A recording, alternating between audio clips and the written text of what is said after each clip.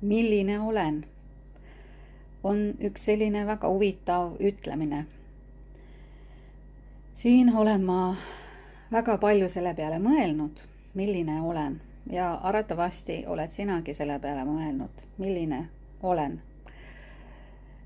Ja väikse matkaga siin olen selle kõige peale mõelnud ja kuulanud ja õppinud ja sedasama, milline olen ja kuidas siis olla selline, nagu mina tahan olla, näiteks, et kui midagi juhtub, kuidas ma siis käitun, näiteks hea asigi, juhtub see, et ma pean poodi minema.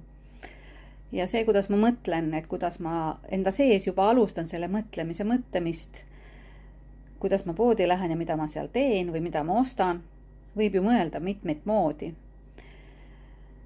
Ja tahangi rõhku panna sellele, et kuidas nüüd enda sisse mõelda ja mida mõelda ja kuidas see meile siis on hea ja kuidas see meile siis võib ka halb olla, aga rohkem ma räägin sellest heast poolest. Minu järgmised videod tulevadki selliste õpetlike mõtetega. Olen õppinud ja annan edasi õpitud infot ja sama aeg õpin ka ise edasi. Seda kõike, kuidas olla ja mida teha ja kuidas õppida ja kuidas mõelda. Ja näeme varsti. Ole kanalil, telli ja saad ise teada, kuidas see asi toimub.